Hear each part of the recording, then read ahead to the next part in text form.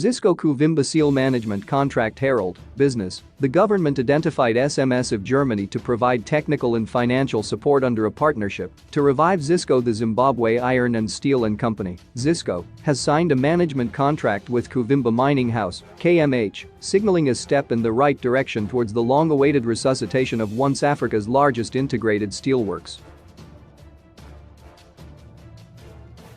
In February, the government selected Kuvimba, which already has vast mining interests in gold, nickel, chrome, and platinum, to revive Zisco's steel mills, which have been closed since 2008.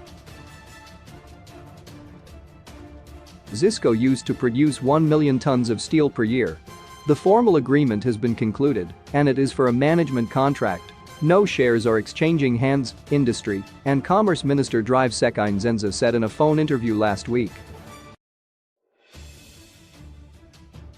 Government, through the Industry Ministry, owns 92% shareholding in Zisco. The other stake is owned by a few minorities. Kuvimba, on the other hand, is 60% owned by the government through various state vehicles, while the other 40% is owned by a private investor. Kuvimba Managing Director Simba Chinyemba was not immediately available for a comment. Zisco has previously attracted interest from global steel giants including India's Essar Holdings and Global Steel Holdings of India, South Africa's ArcelorMittal, and China's R&F Group. Dr. Nzenza said the signing of the management contract agreement will pave the way for formal negotiations for a potential partnership between Kuvimba and SMS, the Germany-based company and one of the world's largest steelmaking companies. The government identified SMS to provide technical and financial support in a partnership that would help the revival of Zisco. I am confident, Dr. Nzenza said. We have the raw materials, iron ore, and SMS has the technology, expertise and the capacity to train Zimbabweans to produce steel for local consumption and export. The President, Mnangagwa, has given my ministry a mandate to revive Zisco Steel and produce steel locally and reduce the import bill. The plant at Zisco Steel is old. A delegation from SMS, led by the group's managing board member, Mr. Michael Rzepczyk, were in the country last month and met President Mnangagwa. Mr. Rzepczyk said his company was determined to make a success story of Zisco. Another delegation is expected soon. We want to be a partner of Kuvimba and finally Zisco to bring the plant back into operation and to feed your market here and export markets and make a success story with steel here in the country, said Mr. Rzepczyk. SMS is a family business with a history of more than 150 years as a technology leader in the steel industry. It has nearly 100 plants around the world, 4 in Africa and employees around 14,000 people.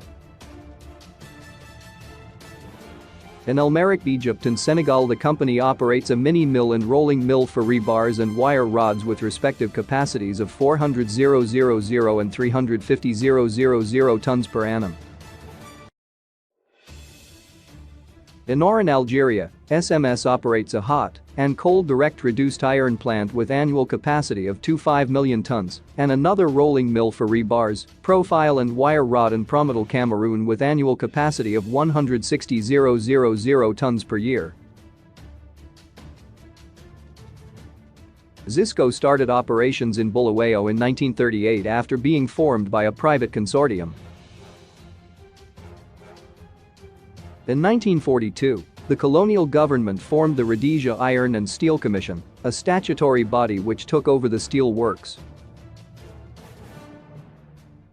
4 years later, a small plant was constructed in Redcliffe and commenced operations in 1948.